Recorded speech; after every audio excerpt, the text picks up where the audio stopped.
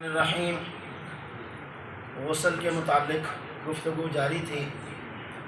غسل کی مختلف صورتیں ہیں، فرض ہے، واجب ہے، مستحب ہے، سنت ہے۔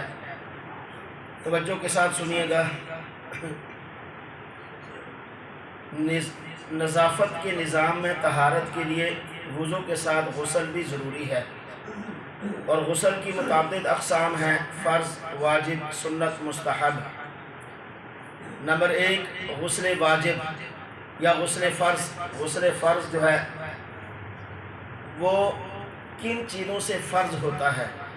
جو فرض غسل ہے وہ کن چیزوں سے فرض ہوتا ہے کہ جس کے بغیر آدمی پاک ہو ہی نہیں سکتا؟ نمبر 1، شادی شدہ لوگوں کے لیے التقاء ختانین، یعنی مرد و عورت کے اعضائے مستورہ کا آپس میں اس طرح اتصال کہ حشفہ غائب ہو جائے۔ مرد اور عورت دونوں پر غسل کرنا فرض ہو جاتا ہے، خواہ ڈسچارج ہو یا نہ ہو۔ سیدہ عائشہ صدیقہ رضی اللہ تعالیٰ عنہا فرماتی ہیں کہ حضرت صلی اللہ تعالیٰ علیہ وسلم نے فرمایا، جب مرد و عورت کی اعضائے مستورہ آپس میں مل جائیں تو غسل فرض ہو جاتا ہے۔ امام مسلم رحمہ اللہ کہتے ہیں کہ ایک روایت کے مطابق حدیث مبارکہ میں یہ بھی موجود ہے، اگرچہ ڈسچارج نہ ہو۔ قال معاذ سألت رسول اللہ صلی اللہ علیہ وسلم عما یوجب الغسل من الجماع فقال اذا جاوز الختان فقد وجب الغسل۔ حضرت معاذ کہتے ہیں کہ میں نے رسول اللہ صلی اللہ علیہ وسلم سے پوچھا کہ جماع میں کس وقت غسل واجب ہوتا ہے، تو آپ صلی اللہ علیہ وسلم نے فرمایا کہ جب مرد و عورت کی اعضائے مستورہ ایک دوسرے کے ساتھ مل جائیں غسل واجب ہو جاتا ہے، اور یہ رسول اللہ صلی اللہ علیہ وسلم کا فرمان ہے۔ مسائل دینیہ سیکھنے کے اندر شرم و حیا نہیں ہے کہ جب پتہ چلے بچوں کو، جوانوں کو، سب کو کہ ہمارا دین ہمیں کیا سکھاتا ہے، تو اس کے اندر ایسی بات نہیں ہے۔ اگر اس میں کوئی شرم و حیا والی بات ہوتی تو امی عائشہ صدیقہ رضی اللہ تعالیٰ عنہا سے روایت نہ آتی، حضور صلی اللہ علیہ وسلم ایسا نہ فرماتے۔ کچھ لوگ اس لیے بتایا کہ بعض لوگ دل میں توبہ کرتے رہتے۔ یہ اللہ کے حبیب صلی اللہ علیہ وسلم کا فرمان ہے، اور اس کا ہمیں پتہ چلنا چاہیے۔ 30 40 سال عمر ہو جاتی ہے، بچوں کو پتہ نہیں ہوتا کہ غسل کس وجہ سے فرض ہوتا ہے اور اس کیسے کرنا ہے اور کیا اس میں ادائیگی کرنی ہے، اور اسی طریقے سے زندگی گزر جاتی ہے۔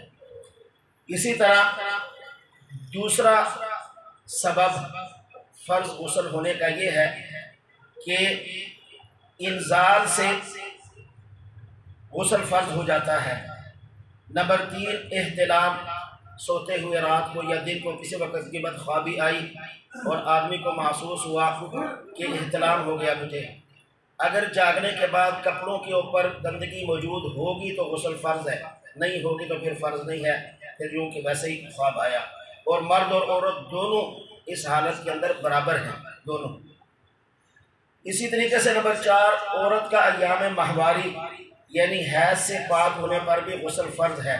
ڈیٹ آنے کے بعد جب عورت پاکیزہ ہوتی ہے تو تب اس پر غسل فرض ہے، اور اس کے کم از کم 3 دن ہیں، زیادہ سے زیادہ 10 دن، یعنی 3 دن سے کم اگر کوئی عورت ڈیٹ میں ہوگی تو وہ حیض نہیں کہلائے گا، اسے استحاضہ کہتے ہیں۔ ویسے کوئی بیماری ہوگی اندرونی، اس پر روزہ بھی اور نمازیں وغیرہ سب کچھ اس پر لازمی ہے۔ اور 10 دن سے زائد بھی اگر عورت کو بلڈ آئے تو وہ بھی حیض نہیں ہوتا، اسے بھی استحاضہ کہتے ہیں۔ تب بھی وہ عورت نماز، روزہ، قرآن کریم سب کچھ کرے گی، ہر نماز کے ٹائم نہائے گی، تازہ وضو کرے گی، اور اس وقت میں جتنا عبادت ہو سکے کرے۔ جو ہی نماز کا وقت ختم ہوگا تو اس کا کیا ہو گیا؟ وضو ختم، پھر اگلے نماز میں نئے سرے سے وضو۔ لیکن 3 دن سے 10 دن کے درمیان جو ماہواری آئے گی وہ حیض کہلائے گی۔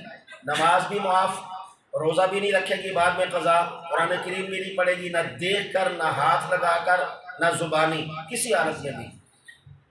اسی طریقے سے نفاس سے پاک ہونے والی عورت پر بھی غسل واجب ہے، یعنی ڈیلیوری کے بعد، اور اس کی کم از کم کوئی مدت نہیں ہے، یہ ذرا بات ذہن میں رکھیے۔ کم از کم کوئی مدت نہیں ہے، زیادہ سے زیادہ 40 دن ہے۔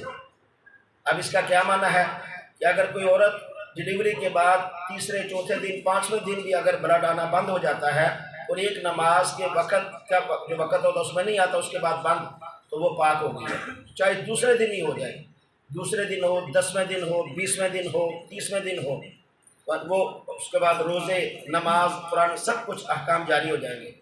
اور زیادہ سے زیادہ 40 دن ہے، اس کا مطلب یہ ہے کہ 41ویں دن بھی اگر بلڈ آئے تو پھر وہ استحاضہ کہلائے گا، پھر وہ نفاس نہیں ہے، پھر وہ وضو، یعنی ہر نماز میں وضو کر کے نماز، روزہ، قرآن کریم سب کچھ ہوگا۔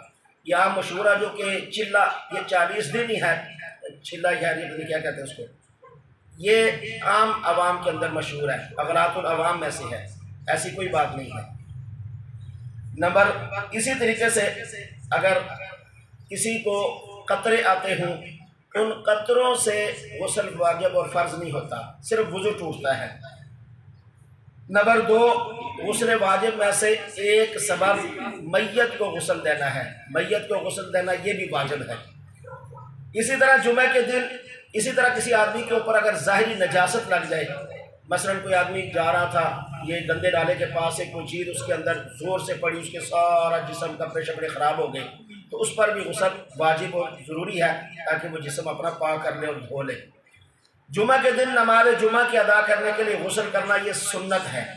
عیدین کے لیے بھی غسل کرنا سنت ہے۔ عرفہ کے دن وقوف کے لیے زوال کے بعد غسل کرنا سنت ہے، کیونکہ حضور صلی اللہ علیہ وسلم نے ان موقعوں پر غسل فرمایا تھا۔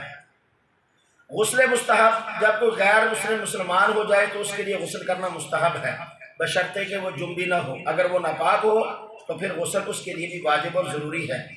اسی طرح پچنا، یہ ہجامہ جو کرواتے وغیرہ لگوانے کے بعد غسل مستحب ہے۔ ہفتہ میں ایک دن مسلمانوں پر غسل کرنا جو ہے نا وہ مستحب ہے، بار بار کرنے کی ضرورت نہیں ہوتی۔ اسی طرح مکہ میں داخل ہوتے وقت بھی غسل کرنا جو ہے یہ مستحب ہے۔ اللہ ہمیں مسائل دینیہ سیکھ کر اعمال صالحہ بجا لانے کی توفیق نصیب فرمائے۔